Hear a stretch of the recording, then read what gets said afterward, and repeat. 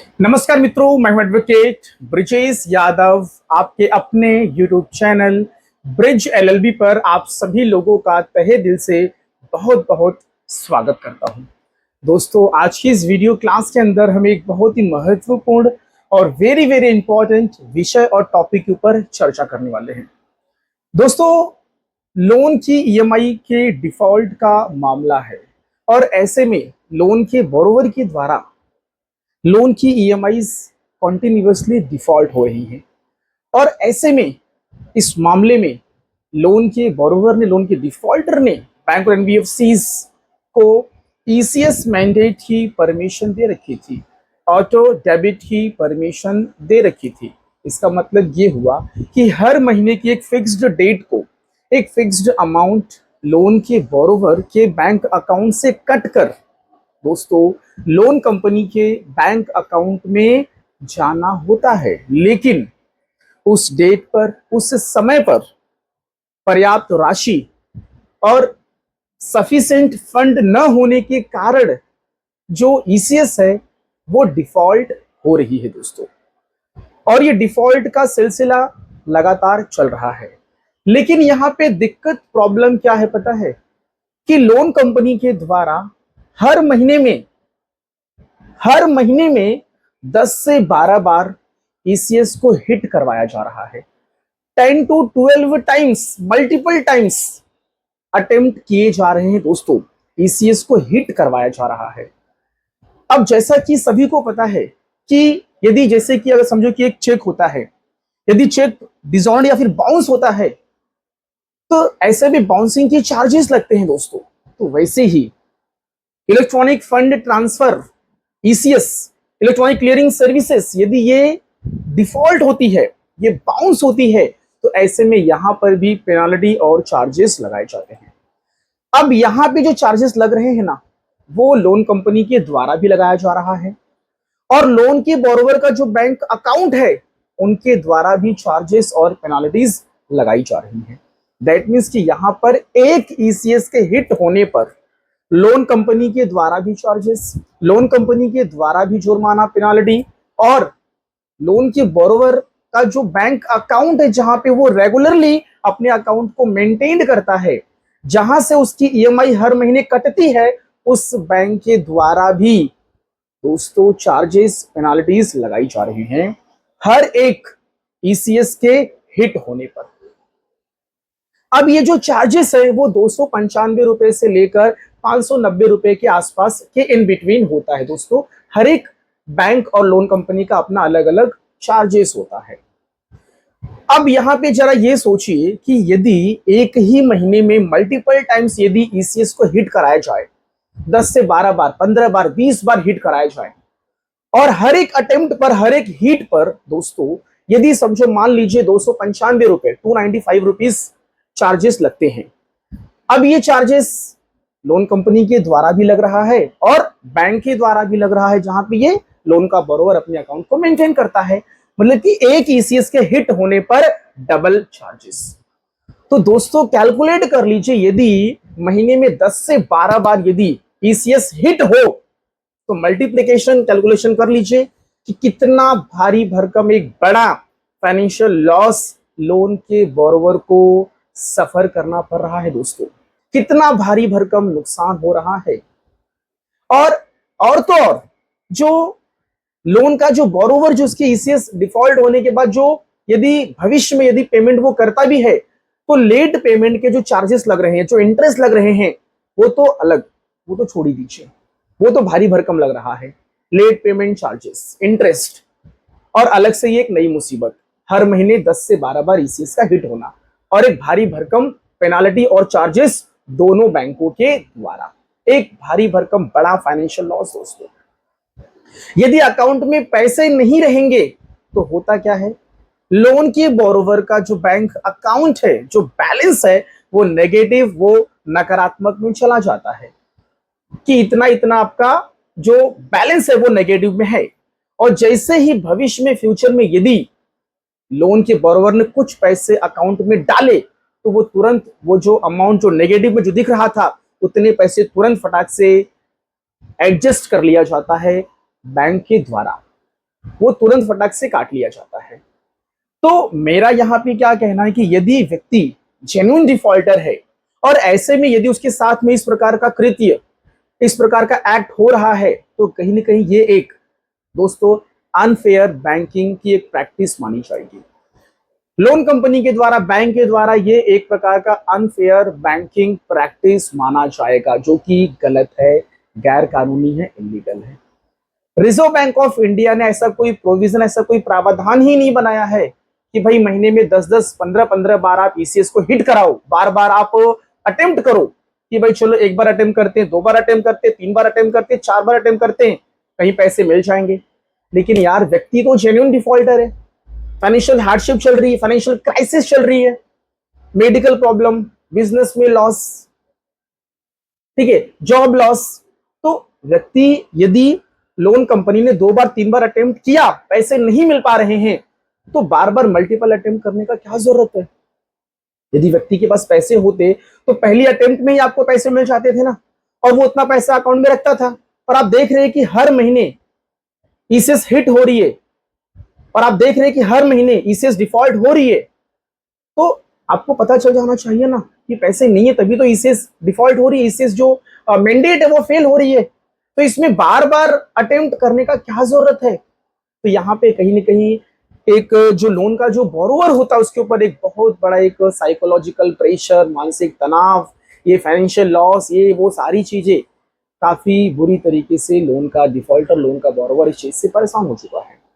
अब लोन का जो बोरोवर है, जो डिफॉल्टर है, वो इस प्रकार की प्लानिंग कर रहा है कि भाई इतना भारी भरकम नुकसान अब मैं नहीं सह पाऊंगा, और इतने गलत तरीके से बार बार मल्टीपल टाइम्स ईसीएस को हिट करवाना बिल्कुल भी एक्सेप्टेबल नहीं है। तो ऐसे में लोन के बोरोवर ने डिसाइड किया कि मैं क्या करना चाहता हूं कि मैं अपनी इस ईसीएस को स्टॉप करवाना चाहता हूं, इस ईसीएस मैंडेट की परमिशन को मैं विड्रॉ करना चाहता हूं। तो अब लोन के डिफॉल्टर, लोन के बोरोवर को ये भी टेंशन, ये भी डर है कि यदि मैं डायरेक्टली सीधे स्टॉप करवा दूंगा तो कहीं लोन कंपनी मेरे ऊपर 420 चीटिंग एंड फ्रॉड का मुकदमा केस ना कर दे, एफआईआर ना दर्ज करवा दे कि मैंने जानबूझ के, इंटेंशनली मैंने ये चीज की। तो दोस्तों ऐसे में यदि आपको ये डर है कि केस मुकदमा हो जाएगा, तो आप इस चीज को लीगल तरीके से कर सकते हैं। तो लीगल तरीके से, कानूनी तरीके से कैसे किया जाए कि हमारे ऊपर केस मुकदमा भी दर्ज ना हो, और जो ईसीएस जो बार बार डिफॉल्ट हो रही, जो ईसीएस बार बार एक ही महीने में 10 से 15 बार जो हिट हो रही है, उस चीज को मैं कैसे स्टॉप करवा लूं। तो यहाँ पे लोन का जो डिफॉल्टर वो ये चाहता है कि मेरा इतना भारी भरकम फाइनेंशियल लॉस ना हो, और मुझे तो पैसे आधे तो कल मुझे देने हैं, तो वो ये प्लानिंग कर रहा है कि मैं इस ईसीएस को मैं लीगल तरीके से स्टॉप करवा दूं, और बीच बीच में यदि मेरे पास पैसे का फंड का अरेंजमेंट हो जाए तो मैं मैनुअली जाकर मैं बैंक में जमा कर दूं, या फिर मेरे तरीके से यूपीआई के जरिए, नेट बैंकिंग के जरिए, एनईएफटी, आरटीजीएस, जो भी मेथड है फंड के ट्रांसफर का, वो मैं मैनुअली अपने एंड से मैं कर सकूं। क्योंकि यहाँ पे हर महीने ईसीएस डिफॉल्ट हो रही, मतलब पैसे नहीं है, और जब पैसे आते हैं तब तक तो ईसीएस डिफॉल्ट हो जाती है। तो मैं ऐसे में ये चाहता हूं कि मेरा यदि बीच बीच में पैसे का फंड का अरेंजमेंट हो जाए तो मैं जाकर मैनुअली पेमेंट कर दूं। मैं अब ये ईसीएस को स्टॉप करना चाहता हूं। तो इसका कानूनी तरीका क्या है दोस्तों, जान लीजिए। तो इसके लिए सबसे पहले आपकी लोन कंपनी को आपको लिखित, आपको रिटर्न एक एप्लीकेशन देना, आपको आवेदन देना है कि आपकी कंपनी के द्वारा, लोन कंपनी के द्वारा एक ही महीने में मल्टीपल टाइम्स ईसीएस को हिट किया जा रहा है, ईसीएस का अटेम्प्ट किया जा रहा है। तो ऐसे में कहीं ना कहीं मुझे भारी भरकम फाइनेंशियल लॉस से गुजरना पड़ रहा है, और तो और मेरी जो खुद की बैंक है जहां पे ईसीएस हिट करवाया जा रहा है, उस बैंक के द्वारा भी मेरे ऊपर पेनाल्टी चार्जेस मल्टीपल टाइम्स लगाए जा रहे हैं। तो कहीं ना कहीं मुझे डबल चार्जेस देने पड़ रहे हैं, इससे मेरा भारी भरकम नुकसान हो रहा है। मेरा इंटेंशन क्लियर है कि मुझे पैसे देने हैं, लेकिन जब आपकी ईसीएस हिट होती तो उस वक्त, उस डेट को उतने पैसे मेरे पास नहीं रहते हैं। तो मैं पैसे देना चाहता हूं, लेकिन मैं इस पैसे को, इस पेमेंट को मैं मैनुअली में देना चाहता हूं, फिजिकली मैं देना चाहता हूं। इस प्रकार से आपको रिक्वेस्ट करना है आपकी लोन कंपनी को। और साथ ही साथ में पैरेलल आपको आपकी जो बैंक है, जहां से आपकी, जिस बैंक से आपकी ईसीएस कट रही है, आपकी बैंक को भी एक रिटर्न एप्लीकेशन देना है, और आपको आपकी बैंक को बताना है कि यहाँ पर मेरी लोन कंपनी के द्वारा मल्टीपल टाइम्स ईसीएस हिट कराया जा रहा है, तो यहाँ पर मुझे डबल चार्जेस लग रहे हैं, एक भारी भरकम नुकसान हो रहा है। तो ऐसे में आपको आपके बैंक मैनेजर के पास आपको एक रिक्वेस्ट लेटर लिखना है, एक लिखित रूप में आपको एक आवेदन देना है, अपनी दिक्कत समस्याओं को बताना है और उनसे आपको रिक्वेस्ट करना है कि ईसीएस को कृपया करके बंद और स्टॉप कर दिया जाए। दोस्तों यहां पे आपको लेटर में आपको आपका इंटेंशन बताना है कि मुझे पैसे देने हैं, लेकिन जब ये ईसीएस हिट होती है, जब ये ईसीएस लगती है, तो अनफॉर्चुनेटली उस समय मेरे पास पैसे नहीं होते हैं, या फिर आज मैं नहीं कल मैं पैसे दूंगा। मैं इस मामले में सेटलमेंट करना चाहता हूं क्योंकि ये ईसीएस डिफॉल्ट कई महीनों से चल रहा है। मैं इस मामले में सेटलमेंट करना चाहता हूं, मेरी फाइनेंशियल इश्यूज, मेरी फाइनेंशियल प्रॉब्लम है, मैं थोड़े थोड़े पैसे करके देना चाहता हूं, मैनुअली देना चाहता हूं मैं। ये सब आप उनको बताइए और आपके पास यदि कोई सपोर्टिंग में कोई डॉक्यूमेंट्स हैं तो आप उसको भी लगा दीजिए कि आपकी फाइनेंशियल हार्डशिप किस प्रकार से है, फाइनेंशियल इश्यूज, फाइनेंशियल क्राइसिस किस प्रकार से है। आप उसमें आपके जो भी डॉक्यूमेंट्स है वो भी अटैच कर दीजिए। और दोस्तों आप दोनों कंपनियों से एक पोलाइट और एक रिक्वेस्ट मैनर में आप बात करिए। तो यदि आप इस तरीके से उनको मेल कर देते हैं, लिखित रूप में आप उनको आवेदन दे देते हैं, तो कहीं ना कहीं आपके पास एक एविडेंस, एक प्रूफ बन जाएगा कि आपका इंटेंशन क्या था, आप इसे क्यों स्टॉप करवाना चाहते थे। और यदि ऐसे में आपको यदि कोई रिलीफ नहीं मिलता है, इसे स्टॉप नहीं होती है, तो दोस्तों इसके संबंध में, इसके रिगार्ड्स में आप रिजर्व बैंक ऑफ इंडिया में आप कंप्लेंट फाइल कर सकते हैं। दोस्तों आप आरबीआई में आप कंप्लेंट फाइल कर सकते हैं कि इस प्रकार से बार बार मल्टीपल टाइम्स ईसीएस हिट करवाया जा रहा है और मुझे भारी भरकम नुकसान हो रहा है। इसके संबंध में मैंने लोन कंपनी को भी लिखित में आवेदन दिया था और मैंने मेरी बैंक को भी लिखित में आवेदन दिया था। तो यहाँ पे कहीं ना कहीं आपके पास एक अच्छा खासा एक सबूत, एक एविडेंस इकट्ठा हो जाता है दोस्तों। और आपका जो इंटेंशन, आपके जो सोच और विचार हैं कि ईसीएस क्यों बंद आप करवाना चाहते थे, वो चीजें उस लेटर में दिख रही है दोस्तों। तो ऐसे में यहाँ पे आपका कोई बैड इंटेंशन नहीं है, आप यहाँ पे विलफुल डिफॉल्टर नहीं माने जाओगे। यहाँ पे आपका जो प्राइमा फेसी जो आपका इंटेंशन है वो बैड नहीं दिख रहा है। आप यहाँ पे ये दिखाना चाहते हैं कि मुझे यहाँ पे भारी भरकम नुकसान हो रहा है मल्टीपल टाइम्स ईसीएस के हिट होने पर। और यहाँ पे मल्टीपल टाइम्स हिट करवाना मतलब कि यहाँ पे ये एक हैरेसमेंट वाली एक टैक्टिस और प्रैक्टिस दिख रही है।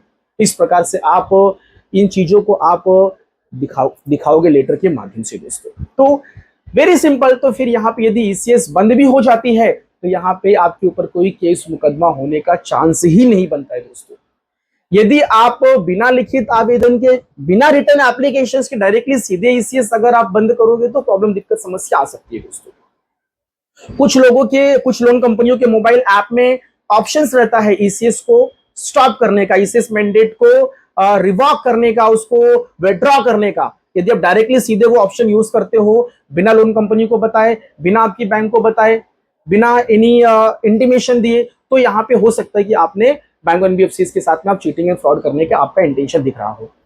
ठीक है, तो आपको जो भी चीजें करना है, आपको एक नियम कानून से प्रॉपरली आपको एकदम सिस्टमैटिकली वे में आपको जाना है दोस्तों। ठीक है, तो ये था पूरा प्रोसेस। तो यहाँ पे आपको बिल्कुल भी डरना घबराना नहीं है दोस्तों कि इसे स्टॉप कर देंगे तो हमारे ऊपर केस मुकदमा हो जाएगा। नहीं, यहाँ पे आपका इंटेंट, आपका जो विचार, आपका जो थॉट है वो दिखना चाहिए कि आप पैसे भरना चाहते हैं, आप जेन्युइन डिफॉल्टर है, लेकिन आप इसे क्यों स्टॉप करवा रहे हैं, आप वो उनको लिखित रूप में बता रहे हैं दोस्तों। क्योंकि एफआईआर, क्रिमिनल ऑफेंस पता है कब बनता है, आपका इंटेंशन कैसा था, आपकी मानसिकता क्या थी, उससे पता चलता है दोस्तों। यदि बैड इंटेंशन होगा दोस्तों, क्रिमिनल इंटेंशन होगा दोस्तों, तो ऐसे में हो सकता है एफआईआर हो जाए। लेकिन यहां तो आपने लिखित रूप में बता दिया ना कि आप इसको स्टॉप करवा रहे हैं, तो यहाँ पे आपका इंटेंशन बैड था ही नहीं, तो यहाँ पे एफआईआर, केस मुकदमा दर्ज होने कोई सवाल ही नहीं उठता है दोस्तों। सो डियर फ्रेंड्स, मेरा ये क्लास यहीं पे समाप्त हुआ। आप लोगों ने इतना समय दिया, आप लोगों का बहुत बहुत धन्यवाद दोस्तों। यदि कोई भी दिक्कत, समस्या आपको इसके संबंध में आती है, इस डिफॉल्ट के संबंध में आती है, या फिर लोन के डिफॉल्ट में कोई भी प्रॉब्लम, दिक्कत, समस्या आती है दोस्तों, आप मुझे याद करिए, मैं आपकी पूरी मदद करूंगा। मेरे दिए गए लीगल हेल्पलाइन नंबर पर आप मुझे व्हाट्सएप कर सकते हैं, मैं आपसे कनेक्ट हो जाऊंगा। थैंक यू सो मच, धन्यवाद।